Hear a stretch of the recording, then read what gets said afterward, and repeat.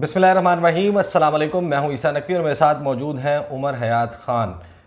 बोल न्यूज़ के रिपोर्टर हैं। ताल्लुक़ इनका मानसेरा से है, लेकिन ज़िंदगी का बेशतर हिस्सा इन्होंने गिलगित बल्तिस्तान में गुजारा है। बहुत ही अहम मामला है। आपको मालूम है कि अगर पाकिस्तान की बात की जाए तो जो स्ट्रेटजिक नौइयत के एतबार से आप कहते हैं कि बहुत अहम इलाके हैं, उसमें गिलगित बल्तिस्तान बहुत नुमाया इलाका है। ये वो जगह है जिसके ऊपर इंडिया की नज़रें भी हैं। 1994 की, 1962 की जो उनकी पार्लियामेंट की करारदादें हैं, उसमें वो ये कहते हैं कि ये इलाका हमारा है और हमने ये पाकिस्तान से वापस लेना है। और ये उनकी ओपन पॉलिसी है, कोई ढकी छुपी बात नहीं है। अब ऐसा इलाका जो पाकिस्तान के लिए स्ट्रेटेजिक एतबार से इतना अहम है, वहाँ पर एक सियासी बहरान है और ये सियासी बहरान हमारा खुद तश्कील दिया हुआ है। और ज़ाहिर है कि पाकिस्तान तहरीक इंसाफ उसने अपनी दो हुकूमतें पंजाब और खैबर पख्तूनख्वा ख़ुद अपने हाथों से ख़त्म की। उसके बाद जो आज़ाद कश्मीर की हुकूमत है वो भी एक अदालती नाअहली की सूरत में और उसके बाद वाले प्रोसेस में ख़त्म हुई। और अब मामला है गिलगित बल्तिस्तान का। वहाँ के वज़ीर आला खालिद खुर्शीद साहब, उनको नाअहल कर दिया गया। उनकी जो डिग्री है जाली, वो करार दे दी गई। अब क्या चल रहा है इस वक्त गिलगित बल्तिस्तान में, उस पर इंडियन मीडिया बहुत ज़्यादा रिपोर्ट कर रहा है, उसको कैश करने की कोशिश की जा रही है। उनकी एक ओपन पॉलिसी है, एवरीबडी नोज़ के बाकायदा जो रिसर्च एंड एनालिसिस विंग है रॉ, उसमें एक विंग बनाया गया था कि जो सी पैक का रूट है इन इलाकों में पाकिस्तान की सेक्टेरियन, पाकिस्तान की पॉलिटिकल, लिंगुअल फॉल्ट लाइंस पर काम किया जाएगा। तो ऐसे इलाकों में ये जो सियासी छेड़छाड़ और बहरान है, इसका मुतहम्मिल पाकिस्तान नहीं हो सकता। क्या चल रहा है, किस तरीके से अब सिचुएशन अनफोल्ड होगी, और जो आखिरी एक किला या हुकूमती किला कह लें, वो बच गया पाकिस्तान तहरीक इंसाफ के पास, वो था गिलगित बल्तिस्तान। अब वहाँ क्या चल रहा है और कौन मुंतखब जो वहाँ पर हो पाएगा बतौर जो नेक्स्ट वज़ीर आला है, उसके हवाले से ज़रा उमर हयात ख़ान से पूछेंगे कि क्या चल रहा है। जनाब बताइए कि क्या इस वक्त ओवरऑल, ज़ाहिर है कि बहुत सारे लोग उससे वाकिफ़ नहीं हैं, उस सिस्टम से, कितने मेंबर्स हैं, कितने मेंबर्स की तादाद दरकार है, इस वक्त नंबर गेम क्या है, पीटीआई के कितने लोग हैं, और अभी आपने खबर ये भी दी है कि कोई फॉरवर्ड ब्लॉक भी सामने आ गया है। जी बिल्कुल, ये आज एक डेवलपमेंट हुई है, क्योंकि आज जब पीटीआई चेयरमैन की जानिब से राजा आज़म ख़ान, जो कि इससे पहले एमक्यूएम का भी हिस्सा रहे और दीगर पार्टियों में रहे हैं, और 2021 का जो इलेक्शन था उसमें, 2020 का जो इलेक्शन था उसमें उन्होंने जो पीटीआई है उसमें शमूलियत इख्तियार की थी और पीटीआई के टिकट पे वो मुंतखब हुए थे, उनको नॉमिनेट किया। तो आज इलेक्शन कॉल हुआ वज़ीर आला 3 का, बजे इलेक्शन होना बिल्कुल। था। तो उस वक्त ये हुआ कि पूरी जो असम्बली है उसको जो है वो कार्डन ऑफ कर दिया गया, पुलिस ने मुहासरा कर लिया, वहाँ से जीबी असम्बली से जो मुलाजमीन थे उनको भी बाहर निकाला, और फिर जो जर्नलिस्ट थे उनको भी बाहर निकाला। और इसी असना में जो है वो जो एक मेंबर जो जीबी असम्बली है, हाजी शाबेग, उन्होंने अदालत में जो है वो रेड कर दी और उस पर हुक्म इम्तनाई हासिल कर लिया। और चीफ जज ने, जो चीफ एपलेट कोर्ट के जज हैं सरदार शमीम, उन्होंने उनको हुक्म इम्तनाई जो है वो जारी कर दी। उन्होंने ये कहा कि मैं बीमार हूँ, मैं आ नहीं सकता, मैं वोटिंग में हिस्सा नहीं ले सकता। 3 बजे जो है वो इलेक्शन होना था। और नंबर गेम ये थी कि जनाब 33 का ऐवान है, उसमें आपको जो है वो एक बंदा क्योंकि नाअहल हो गया है, बाकी बच गए हैं आपके पास 32, तो 17 अरकान की हिमायत जिसको मिल जाएगी वो शख्स जो है वो वज़ीर आला बन सकता है। अब नंबर गेम ये थी कि 19 थे पीटीआई के, एक नाअहल हो गया, बच गए 18। और बिल्कुल इनके साथ एमडब्ल्यूएम का एक रुकन, मजलिस वादत मुस्लिमीन जी एमडब्ल्यूएम, और फिर उसके साथ इस्लामी तहरीक, ये दो मेंबर्स जो थे वो इनके साथ थे। और उसके बाद अब जो ओपोजिशन है वहाँ पे वो टोटल 8 मेंबरान पर मुश्तमिल है, जिनमें 7 जो हैं वो वफाकी जो जमातें हैं उनके नुमाइंदे हैं और एक आज़ाद कैंडिडेट है। पीपी के 4 हैं, जेयूआई का 1 है, मुस्लिम लीग नून के 2 और 1 आज़ाद। अब जो ख़बर है वो ये है कि जो हाजी गुलबर है, जो फॉरवर्ड ब्लॉक जिन्होंने बनाया है और जो वज़ारत आला के उम्मीदवार हैं, इससे पहले वो पीपल्स पार्टी में भी रहे हैं, जेयूआई में भी रहे हैं, और फिर अब ये इलेक्शन उन्होंने पीटीआई से लड़ा था और कामयाबी उन्होंने हासिल की।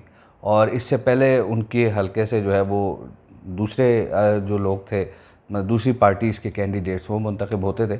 लेकिन इस दफ़ा, पिछली दफ़ा नून लीग का कैंडिडेट जो है वो मुंतखब हुआ था। अब सिचुएशन ये है कि जो इनको तकरीबन, इनका ये दावा है कि 7 से ज़ायद जो अरकान GB असम्बली है उनकी इनको हिमायत हासिल जो PTI के हैं। सही। और उनमें जो जिन स्पीकर साहब को तहरीक अदम एतमाद के ज़रिए हटाया गया था और ये कहा गया कि 2.5 साल की मुद्दत के लिए, क्योंकि स्पीकर और डिप्टी स्पीकर के दरमियान ये मुआहिदा तय हुआ था, जिसको बाद में जो कि साबिक़ वज़ीर आला गिलगित बल्तिस्तान हैं खालिद खुर्शीद, उन्होंने कहा था कि जस्टिफाई उन्होंने किया था कि ये 2.5 साल की मुद्दत है। तो वो स्पीकर, साबिक़ स्पीकर अमजद ज़ैदी, वो भी इस फॉरवर्ड ब्लॉक का हिस्सा हैं। 2 ख़वातीन जो मेंबरान हैं वो भी फॉरवर्ड ब्लॉक का हिस्सा हैं, और उनमें एक जिनका ताल्लुक़ हाजी गुलबर के हलके से ही है, सुरैया ज़मान, और एक दिलशाद बानो हैं, वो भी इस फॉरवर्ड ब्लॉक का हिस्सा हैं। अब्दुल रहीम हैं, वो इस फॉरवर्ड ब्लॉक का हिस्सा हैं। अमजद ज़ैदी का नाम तो आ गया। फिर जो है राजा ज़ाकिर हैं, वो इसका हिस्सा हैं। हाजी शाबेग जिन्होंने आज हुक्म इम्तनाई लिया, वो भी इसका हिस्सा है।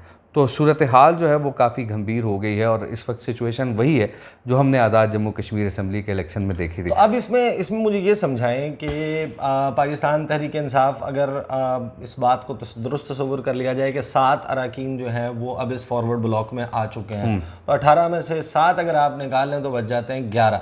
अब 11 अरकान के साथ तो आप वज़ीर आला नहीं बना सकते। आपको चाहिए 17 अरकान। अगर ये कैंडिडेट्स जो हैं, जो अब हमें इल्म है कि एक पीपल्स पार्टी का कैंडिडेट भी है, एक नून लीग का कैंडिडेट है, एक फॉरवर्ड ब्लॉक सामने आ गया, और एक है जो पाकिस्तान। अभी मेरी कुछ देर पहले हाजी गुलबर से बात हुई है फ़ोन पे, तो हाजी गुलबर से मैंने पूछा, मैंने कहा क्या अपोजिशन की जो जमातें हैं वो आपको सपोर्ट करेंगी? तो उन्होंने कहा कि मुझे वो सपोर्ट कर रही हैं। और ख़बर ये भी है कि उनकी जो मुशीर उमूर कश्मीर और गिलगित बल्तिस्तान है, कमर ज़मान कायरा, उनसे मुलाकात भी हो चुकी है। और फिर इसके साथ साथ कुछ ऐसे इशारे भी मिल रहे हैं कि जो साबिक़ वज़ीर कानून हैं वो भी इस फॉरवर्ड ब्लॉक का हिस्सा बनेंगे, और साबिक़ जो वज़ीर ख़जाना है वो भी, मैं साबिक़ इसलिए कह रहा हूँ क्योंकि वो कैबिनेट डिज़ोल्व हो गई, तो वो साबिक़ वज़ीर ख़जाना जावेद मनवा जो है वो भी इस फॉरवर्ड ब्लॉक का हिस्सा होंगे।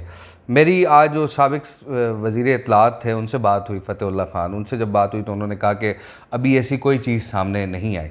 फिर मैंने जो साबिक़ वज़ीर दाखिला थे शम्स लोन, उनसे रब्ता किया, क्योंकि वो जिस डिवीज़न से ताल्लुक़ रखते हैं, साबिक़ जो वज़ीर आला थे वो भी उसी डिवीज़न से ताल्लुक़ रखते हैं, तो उन्होंने तो खैर जवाब ही नहीं दिया। लेकिन फिर हाजी गुलबर को मैंने बहुत ट्राई किया, तो अभी मेरी उनसे फ़ोन पे बात हुई तो उन्होंने मुझे ये कहा कि मैं तो पूरी कोशिश करूँगा कि मैं वज़ीर आला बन जाऊँ, और मेरी भरपूर कोशिश है। क्योंकि अब अगर यहाँ भी वही, क्योंकि जो एक आपने देखा कि आज़ाद कश्मीर में PTI का ही जो मेंबर था उसी को वज़ीर आज़म बनाया गया, और उसने तो वोट गालिबन 52 की असम्बली में उसने 48 वोट ले लिए, और समझ नहीं आ रहा था PTI भी उसको वोट कर रही है, तो ये इसी तरह बाकी जमातें भी, क्योंकि ये जो पॉलिटिकल डायनेमिक्स हैं GB और आज़ाद कश्मीर की, ये थोड़ी डिफरेंट है। अच्छा देखें उमर, ये तो हमारे इल्म में है कि मरकज़ जो है उसकी जो हुकूमत होती है वो हमेशा इन्फ्लुएंस करती है गिलगित बल्तिस्तान और आज़ाद कश्मीर की हुकूमत। बिल्कुल, अमूमन ये होता है कि जिसकी मरकज़ में हुकूमत है उनकी हुकूमत वहाँ पर कायम हो जाती है, इसमें कोई बड़ा मसला नहीं आता। लेकिन वो हमेशा होता रहा है इलेक्शंस के नतीजे में कि वेट होता था, एक असम्बली है वो तहलील हो जाती थी, उसके बाद इलेक्शन होता था, और जो मरकज़ में बैठी हुई हुकूमत है वो बना लेती थी। इस मरतबा डिफरेंट ये है कि 2 अदालती नाअहलियाँ हुई, और उसके नतीजे में वहाँ पर इन 2 जगहों पर हुकूमतें जो हैं वो। अब मैं आपको एक मज़े की बात बताऊँ, खालिद खुर्शीद साहब जो थे वो जब लंदन से पढ़ कर आए तो उन्हें सारे बैरिस्टर कहते थे, तो उन्होंने बार एट लॉ की डिग्री तो नहीं की थी, सही, लेकिन उनको बैरिस्टर कहा जाए, बैरिस्टर खालिद खुर्शीद। फिर उन्होंने कहा कि भाई जब जाली डिग्री का केस चला तो उन्होंने कहा मुझे बैरिस्टर कहना छोड़ दो, मैं वकील हूँ, सिर्फ एडवोकेट हूँ। तो ये सीन भी सामने आया। तो अब जब आपने ख़ुद एक मौका फ़राम किया, सरदार तनवीर इलियास ने ख़ुद एक मौका फ़राम किया, उन्होंने अदलिया के ख़िलाफ़ जो हर्जा सराई की, तो जाहिर सी बात है कि ये ऐसे मतलब पिलर्स हैं स्टेट के, उनके ख़िलाफ़ आप जब बात करते हैं। अब जिस शख्स ने, यानी जो अपोजिशन लीडर है, जिसने खालिद खुर्शीद के ख़िलाफ़ ये दरख्वास्त दी थी जाली डिग्री की अदालत में, उसकी जो है बार कौंसिल ने, जो GB की बार कौंसिल है, उसने उसकी रुकनीत ही ख़त्म कर दी। अब रुकनीत ख़त्म करने का जब नोटिफिकेशन हुआ तो वहाँ बार कौंसिल 2 हिस्सों में बढ़ गई, और जो अक्सरियत थी वो अमजद एडवोकेट जो कि अपोजिशन लीडर है उनके साथ थी। बार कौंसिल की, तो उन्होंने जब एक उसको बिल्कुल ही मतलब उड़ा के रख दिया। जब इस तरह की चीज़ें होती हैं, क्योंकि पॉलिटिक्स है, तो पॉलिटिकल डायनेमिक्स की मैं इसलिए बात कर रहा हूँ कि अब क्योंकि इस वक्त पाकिस्तान तहरीक इंसाफ की हुकूमत नहीं है, और फिर हालात भी ऐसे हैं, क्योंकि आप एक आपने प्रॉपर जो है तब यानी यही नज़र आ रहा है इदारों कि के साथ पाकिस्तान तहरीक इंसाफ वहाँ पर अपनी हुकूमत जो है वो दोबारा से नहीं बना पाएगी। बट इसमें क्वेश्चन जो है वो बहुत अहम ये है कि जो ये सारा सिनेरियो सामने आया, ख़ास तौर पे मार्च 8 मार्च गालिबन, जिस वक्त पहला मार्च निकालने की कोशिश की और उस दिन लाहौर में ज़मान पार्क से कॉल दी गई थी और वहाँ पर सारी सिचुएशन क्रिएट हुई, वो सबके इल्म में। उसके बाद से गिलगित बल्तिस्तान के वज़ीर आला जो हैं उनका बड़ा रोल था, बड़ा दिख रहे थे, वो नज़र आ रहे थे यहाँ नेशनल पॉलिटिकल सीन पर। वो सिक्योरिटी फराहम कर रहे हैं, वो किसी तहरीक इंसाफ के रहनुमा को पिक कर रहे हैं, हाई कोर्ट से उसको लेकर जा रहे हैं। और फिर ये जब ये सारी सिचुएशन 9 मई के बाद ये इल्ज़ाम लगा कि गिलगित बल्तिस्तान वो जगह है जहाँ पर तहरीक इंसाफ के बहुत से रूपोश होने वाले रहनुमा जो हैं वो छुपे हुए हैं, मौजूद हैं, वहाँ से तहरीक इंसाफ को फाइनेंशियल एड मिल रही है। ये एक तो इल्ज़ामात के हद तक दुरुस्त है। नहीं, ये इसमें तो कोई वो नहीं है कि इल्ज़ामात हैं सिर्फ महज, क्योंकि जाहिर सी बात है कि जो सरकारी जो चीज़ें हैं वो तो इस्तेमाल हो रही थी, वो एक डिफरेंट चीज़ है। क्योंकि जब रैली होती थी या मार्च होता था या यहाँ कोई जलसा कॉल होता था, तो उसमें सरकारी वसाइल का इस्तेमाल किया जाता था, सही, जीबी गवर्नमेंट की जानिब से, पीटीआई की। लेकिन ये नहीं है कि बहुत बड़ी कोई फाइनेंशियल एड दी जा रही थी या इस तरह की चीज़ें, तो ये चीज़ें नहीं थी। लेकिन इशू ये था कि जो जीबी पुलिस थी, क्योंकि मुझे याद है कि जब 25 मई को ये हुआ वाक़या ये मोटरवे का, तो उसमें बाकायदा तौर पे टेक्सला में सीएमजीबी और वज़रा के ख़िलाफ़ एफआईआर्स कटी थी, और उसमें बाकायदा तौर पर ये इल्ज़ाम लगाया था कि जो जीबी पुलिस है, सीएमजीबी के हुक्म पर उन्होंने पंजाब पुलिस पर जो है वो अटैक किया है और उन्होंने आंसू गैस के शेल फायर किए हैं, उन्होंने फायरिंग की है, ये इल्ज़ामात लगे थे। तो उसमें भी वो भी क्लियर हो गए।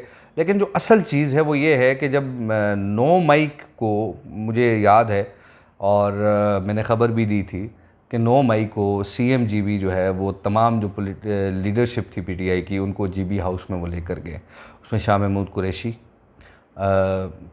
मुसरत जमशेद चीमा, सेनेटर मोहसिन अज़ीज़, उमर अयूब और सेनेटर सैफुल्लाह नियाज़ी, सेनेटर सैफुल्लाह अबड़ो, और वो जो खातून है किन की बात कर रहे हैं आप, जिन्होंने पीटीआई छोड़ दी, अच्छा, बुखारी, मलिका बुखारी, वो वहाँ थी। और ख़बर चली 2 टीवी चैनल्स पे, मैंने देखा, मैं ऑफिस में बैठा हुआ था, 2 टीवी चैनल्स पे ख़बर चली कि शाह महमूद कुरैशी गिरफ़्तार हो गए। अब मुझे पता था कि शाह महमूद कुरैशी कहाँ है। मैं फ़ौरन जीबी हाउस गया, वहाँ गया। जब मैंने वहाँ सीएमजीबी से भी मिला, शाह महमूद कुरैशी से भी, मलिका बुखारी से भी, सबसे मिला, उमर अयूब वगैरह से। तो वहाँ उनको मैंने कहा कि यार शाह साहब ऊपर चले गए कमरे में। मैंने कहा शाह साहब एक स्टेटमेंट दे देंगे, आप गिरफ़्तार नहीं हुए? तो कहते नहीं, मैं दे रहा हूँ, मैं आ रहा हूँ। तो फिर मैंने मलिका बुखारी को कहा, मैंने कहा आप स्टेटमेंट दे दें, वीडियो स्टेटमेंट। उन्होंने भी नहीं दी। उसके बाद मैंने रिक्वेस्ट की सेनेटर सैफुल्लाह नियाज़ी को, उन्होंने भी इनकार कर दिया। सीएमजीबी को मैंने कहा, उन्होंने भी इनकार कर दिया। तो फिर ये हुआ कि सेनेटर सैफुल्लाह अबड़ो ने कहा कि यार चलो वीडियो स्टेटमेंट ना मेरे नाम से टिकर चला दो कि नहीं गिरफ़्तार हुए। उमर अयूब को भी बड़ी मुश्किल से मैंने कन्विंस किया, एक टिकर उनके नाम का मैंने ऐड किया, उन्होंने कहा ये चला दो। तो ये चीज़ें थी कि वो प्रोटेक्ट किया जाता था पीटीआई के लोगों को, जैसा कि शिबली फराज का आपके सामने था कि उनको जो अदालत से उनको लेकर गए। तो ये ऐसी चीज़ें थी कि जाहिर सी बात है कि एक शख्स, क्योंकि मैं ये बात इसलिए भी करता हूँ क्योंकि आप अपने इक़्तिदार के लिए स्टेट के इदारों या फिर दीगर जो चीज़ें हैं उन पे अगर आप हमलावर होंगे तो मसाइल तो आपके लिए पैदा होंगे, क्योंकि उनके साथ। लेकिन यहाँ पे सवाल ज़रा मुख्तलिफ है ना। देखें, अब ज़ाहिर है कि वक्त भी तवील हो गया, मुझे अंदाज़ा है कि आपने अपने शो के लिए निकलना है, तो let's just conclude the video. बिल्कुल, क्योंकि ये सिचुएशन अभी डेवलपिंग सिचुएशन है। तहरीक इंसाफ तो कह रही है कि हम इसका डट कर मुकाबला करेंगे, लेकिन अब जो रिसेंट डेवलपमेंट्स हुई हैं, और ये अंदाज़ा हो गया था कि जब एपलेट कोर्ट ने ये डिसीजन दिया कि 72 घंटे में नया शेड्यूल जो है वो स्पीकर जमा करवाएं गिलगित बल्तिस्तान असम्बली के, और 72 घंटे का एक बफर टाइम इनफ लग रहा था कि बहुत सारी चीज़ें मैनेज हो जाएंगी। लेकिन ये मुंतज कहाँ होती हैं एग्जैक्टली? क्या ये जो फॉरवर्ड ब्लॉक बना है इसके साथ अपना वज़न डाल देंगी अपोजिशन जमातें, या फिर ये फॉरवर्ड ब्लॉक जो है ये निकल कर कहीं और अपना वज़न डालेगा और एग्जैक्टली पीटीआई तो लूजिंग एंड के ऊपर चली जाएगी? वहाँ पर जो मरकज़ की हुकूमत है वो मरकज़ की हुकूमत अकेली मुस्लिम लीग नून की नहीं है, उसमें पीपल्स पार्टी भी शामिल है, इन दोनों की प्रेजेंस वहाँ पे मौजूद है। JUIF भी है, उसका भी एक रुकन है, गालिबन एक रुकन जो है वो JUIF के भी हैं। तो उनमें से कौन है जो वहाँ पर हुकूमत बनाने में कामयाब होगा, ये सिचुएशन अगले 24 से 48 घंटों में मेरा ख्याल है कि थोड़ा सा मज़ीद वाज़ेह हो जाएगी। तो ये अब तक की डिटेल्स थी। Umar, thank you so much, आपने ज्वाइन किया। अब तक के लिए इतना ही, अगली वीडियो में इंशाल्लाह मुलाकात होगी। इजाज़त दीजिए, अल्लाह हाफ़िज़।